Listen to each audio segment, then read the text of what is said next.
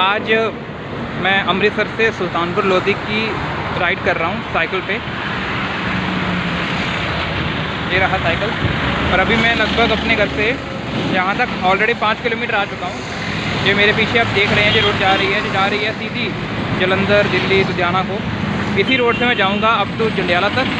फिर जंडियाला से मैं राइट टर्न लेके बैरोवाल, गोविंदवाल होते हुए सीधा सुल्तानपुर लोधी पहुँचूँगा। कल गुरपुरब है तो ये बहुत अच्छा टाइम है इस टाइम सुल्तानपुर लोधी जाने का, क्योंकि पंजाब में अगर कोई ऐसी प्लेस है जो ज़्यादा रिलेट की जाए, जब पूरे इंडिया में सबसे ज़्यादा रिलेट की जाए गुरु नानक देव जी के साथ, तो वो सुल्तानपुर लोधी ही है। क्योंकि बाकी प्लेसेस तो उनकी पाकिस्तान में है, ननकाना साहब हो गया, करतारपुर हो गया। चलिए मैं आपको चलते हैं फिर सुल्तानपुर लोधी।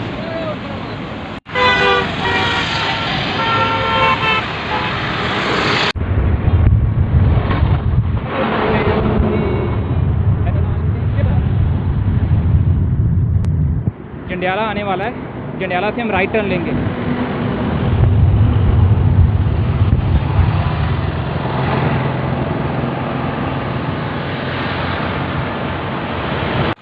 अभी मैं पहुंच गया हूं जंडियाला गुरु। यानी ख़राब हो गई यार ये वाली। जंडियाला गुरु पहुंच गया। अभी पीछे देख रहे हो आप जो यहाँ से बस आ रही है, यहीं से अभी एंटर हुए हैं इंटरनल रोड से।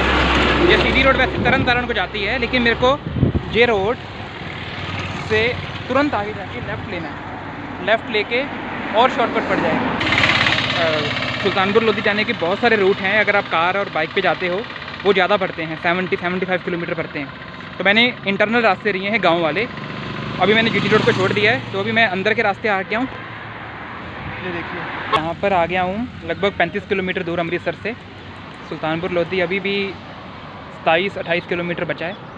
तो ये जो पीछे रोड जा रही है, ये सीधी रोड जा रही है ब्यास नदी को।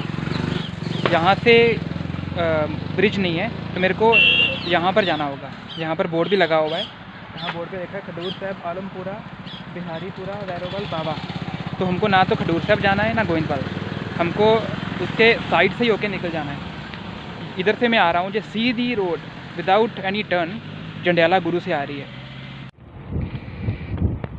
यह अभी मैं वैरोवाल गांव है एक, वैरोवाल पिंड से गुजर रहा हूँ। समझ लो कि यही वैरोवाल पिंड है, इसके बाहर की रोड होगी कोई।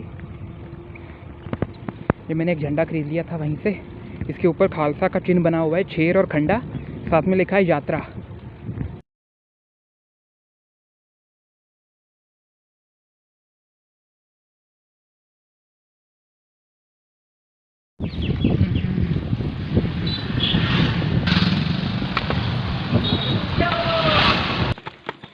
कल गुरपुरब के लिए सजावट कर रखी है गांव में। ये पोस्टर भी लगा है, पुल दरिया नू जान वाला रास्ता। तो ये देखो बहुत प्यारा गांव है एक, वैरोवाल पिंड। सिंगा दा जहाज। अभी मैं इस रोड पे आ गया हूँ, वैरोवाल से थोड़ा गोविंदवाल की तरफ जा रहा हूँ। पूरी कच्ची रोड है, देखो पूरा मिट्टी बिछा हुआ है। साइकिल चलाना काफ़ी मुश्किल है, 2 व्हीलर। आसपास पानी की बम्बियाँ दिख रही हैं। वो देखो सामने एक बम्बी चल रही है कि जो खेतों को पानी देने के लिए है। बहुत कॉमन है, एक एक गांव में कई कई बम्बियाँ होती हैं। इसके पास में कुआं होगा और मोटर लगी है, वही मोटर कुएं से पानी खींच के इसको आसपास के खेतों को प्रोवाइड कर रही है। तो हेलो गाइस, मैं अभी ब्यास नदी के ब्रिज के ऊपर खड़ा हूँ, बिल्कुल ब्रिज के ऊपर। ये गोविंदवाल एरिया पड़ रहा है, गोविंदवाल सिटी है। देखो मैं पहले आपको मैं दरिया दिखा दूँ। दरिया ज़्यादातर सूखा हुआ है। ये देखो ये भी पूरी वेटलैंड है, पानी इतना ज़्यादा नहीं है। पीछे डैम के हिसाब से पानी छोड़ते होंगे, नेसेसिटी के हिसाब से। तो अभी जैसे मैं ये ब्रिज को क्रॉस करके इस तरफ जाऊंगा तो सीधा मैं पहुंच जाऊंगा कपूरथला डिस्ट्रिक्ट में। दरिया के इस तरफ वाला अमृतसर डिस्ट्रिक्ट और दूसरी तरफ वाला कपूरथला डिस्ट्रिक्ट। और एक और बात, जैसे मैंने अभी अमृतसर डिस्ट्रिक्ट छोड़ के ब्रिज क्रॉस किया, तो जैसे मैं कपूरथला डिस्ट्रिक्ट में पहुंचूंगा तो पंजाब के जो 3 रीजन है, माझा, दोआबा और मालवा। अभी मैं अमृतसर में था तो वो था माझा रीजन मतलब नदियों के हिसाब से रीजन बने हैं पंजाब के। तो मैं जैसे ही ब्यास नदी को क्रॉस करूँगा तो अभी मैं कपूरथला डिस्ट्रिक्ट में पहुँच जाऊँगा और वो पड़ जाएगा दोआबा रीजन। दो आबा, आब का मतलब आपको पता होगा पी वाटर होता है, आब जैसे पंजाब, पंज आब, लैंड ऑफ 5 रिवर। तो दोआबा रीजन का मतलब है लैंड बिटवीन 2 रिवर्स। तो दोआबा रीजन तब तक चलेगा जब तक जलंधर, कपूरथला, लुधियाना के को क्रॉस करके सतलुज नदी नहीं आ जाती। तो सतलुज नदी और ब्यास नदी के जो बीच वाला पोर्शन है वो दोआबा है। जैसे आपने सतलुज क्रॉस किया फिर मालवा हो गया। तो अभी मैं अमृतसर से, दोआबा रीजन भी अप टू पाकिस्तान तक जाता है जब तक रावी नदी नहीं आती। रावी नदी और ब्यास नदी के बीच वाला एरिया माझा है, और ब्यास और सतलुज नदी के बीच का हिस्सा दोआबा है, उसके उधर का मालवा। और ये तीनों रीजन हैं ये हरी के पत्तन में मिलते हैं। हरी के पत्तन आपको पता होगा, ये सीधी रोड ये जो आ रही है गोविंदवाल खडूर से सीधी रोड आती है, तरन तारण होके, हरी के होके, पट्टी हो। तो ये जो तीनों रीजन है माझा, द्वालपा और मालवा, ये तीनों आपको तीनों मिलते हैं हरी के पत्तन में। हरी के पत्तन वो प्लेस है जहाँ पर ब्यास और सतलुज नदी आपस में मिलती हैं। तो वो जब नदी मिलती हैं तो एक रीजन भी आपस में मिलते हैं। हरी के पत्तन एक वेटलैंड है, रामसर साइट भी है वो। तो चलो अभी चलते हैं सुल्तानपुर लोधी, लेट्स गो। वो जो सामने दिख रहा है वो गोंदवाल थर्मल प्रोजेक्ट है, इलेक्ट्रिसिटी का प्रोजेक्ट है, बहुत बड़ा नहीं है।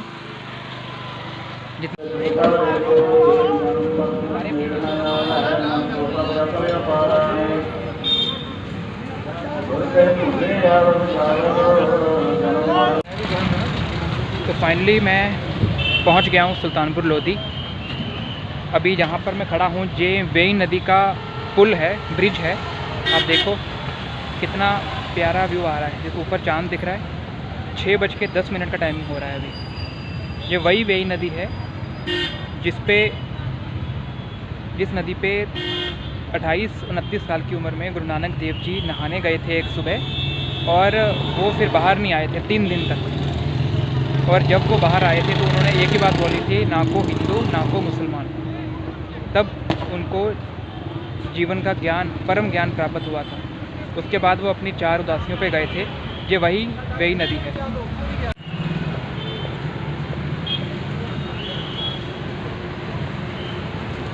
वो पानी में बोट चल रही है।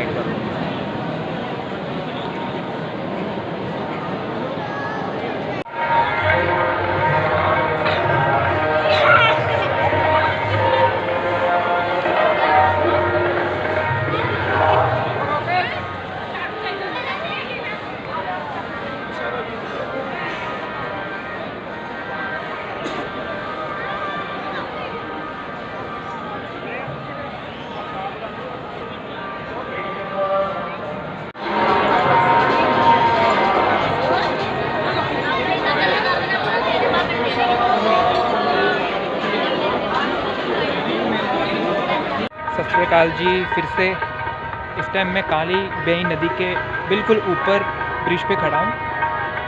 ये देखिए, ये मेरे पीछे काली बेई नदी है, पूरी नदी है, बिल्कुल गुरुद्वारे के बाजू से जा रही है। आपको गुरुद्वारा दिखाता हूँ। वो रहा गुरुद्वारा बेर साहिब।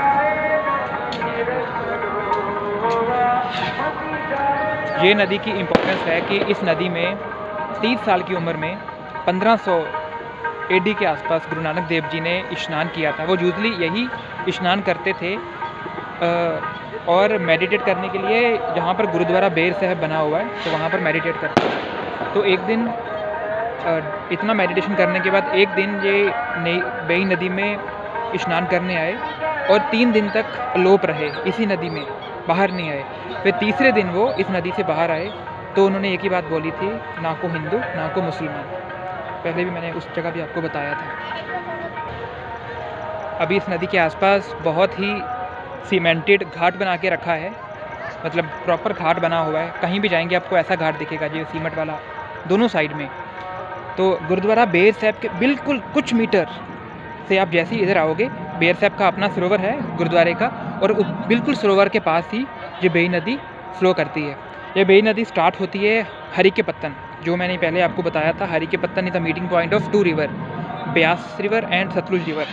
वहाँ से ये नदी शुरू होती है और अमृतसर डिस्ट्रिक्ट, फिर ये कपूरथला डिस्ट्रिक्ट से होते हुए फिर ब्यास में समा जाती है। तो लगभग ये 160 किलोमीटर इसकी लेंथ है और आसपास का जितना भी एरिया है उसकी प्रॉपर लाइफलाइन है।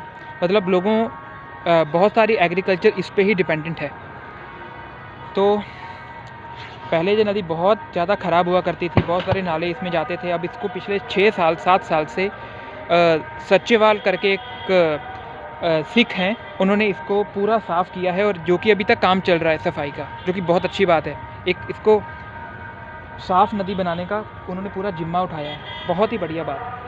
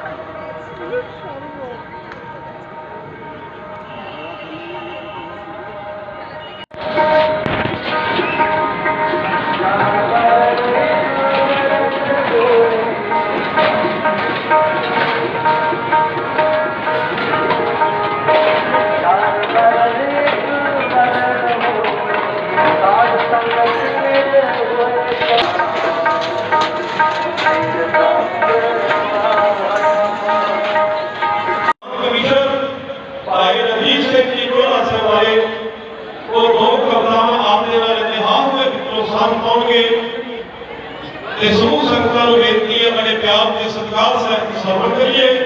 वाहिगुरू जी का खालसा, वाहिगुरू जी की फतेह। सबने दिलों बुलाया, एती मार पई करवाने, तैगी दर्द न आया, हाजी आया। ओवी तेरे जी जंत जो यार ममार मकाए, कई मजलूम गरीब विचारे, तेग दी तार नगाए, हाँ नगाए। तेरे तात कई दाने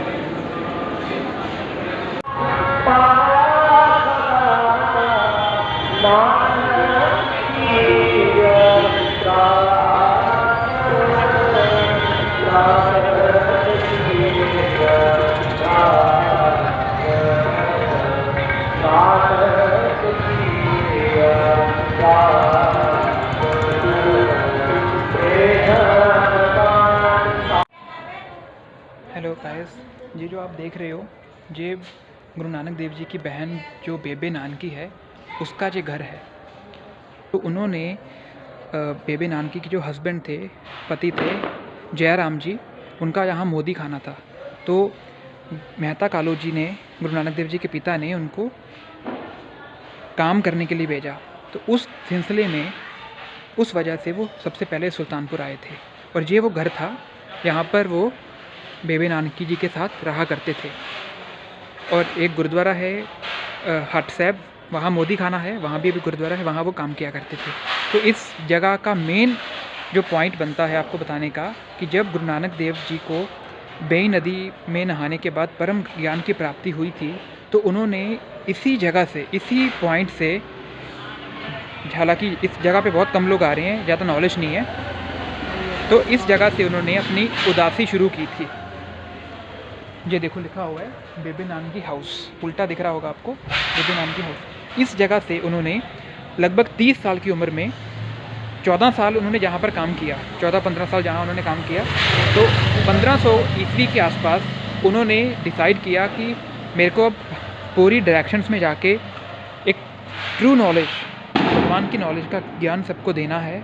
तो यहाँ से वो पहली उदासी के लिए रवाना हुए थे। लेकिन पहली उदासी में जब यहाँ से रवाना हुए थे, वो सबसे पहले अपने पिताजी को मिलने गए थे, तलवंडी साबो, जो कि पाकिस्तान में है अभी। तो वहाँ से उन्होंने अपनी उदासियाँ शुरू की। तो मेन पॉइंट ये है, यहाँ से उन्होंने सबसे पहले प्रण लिया था कि मेरे को चारों दिशाओं को घूमना है, अपना संदेश, भगवान का संदेश लोगों तक पहुँचाना है। तो ये वो घर है। तो इसके बाद वो पहली उदासी में सबसे पहले ईस्ट की तरफ गए थे, लाइक नॉर्थ इंडिया की तरफ गए थे, म्यांमार, बर्मा की साइड। फिर वो दूसरी उदासी में कश्मीर गए थे। तीसरी उदासी में वो श्रीलंका साइड गए थे, साउथ साइड। तो फिर आखिरी उदासी में, चौथी उदासी में वो वेस्ट की तरफ गए थे, मक्का, मदीना, अरब कंट्रीज़ और भी उसके आगे अफ्रीका की कंट्रीज़ में सब गए थे। तो ये यहाँ की मेन प्लेसेस हैं। और एक बेबे नानकी जी का गुरुद्वारा है, और जो मैंने आपको पहले बता दिया, गुरुद्वारा बेर साहब जो बेई नदी के किनारे बना हुआ है। तो ये यहाँ के हिस्टोरिकल प्लेसेस है। और छोटा सा शहर है, इतना बड़ा शहर नहीं है, गुरुद्वारे के इर्द गिर्द ही ज़्यादातर बसा हुआ है। बहुत छोटी सी एरिया में काफ़ी डेंस पॉपुलेशन रहती है, और बहुत अच्छा प्लेस है ये गुरु नानक देव जी की टीचिंग्स को जानने के लिए, बहुत ही अच्छा। और जिस तरह का यहाँ का मैनेजमेंट है, मैं पिछले साल भी आया था, इसी टाइम पे आया था, गुरुपुरब से एक दिन पहले। जिस तरह का यहाँ का मैनेजमेंट है, एक्सीलेंट, बहुत ही बढ़िया। जब मैं शाम को आया था 5 बजे जहाँ पहुँचा था लगभग, तो इतने लोग नहीं थे उस टाइम, इतनी भीड़ नहीं थी। लेकिन अभी लोग आना शुरू कर रहे हैं। तो इस साइड देखो आप, इस साइड कुछ भी नहीं है, इधर कोई भी नहीं आ रहा, बिकॉज लोगों को इतनी नॉलेज नहीं है कि बेबे नानकी जी का घर है वहाँ।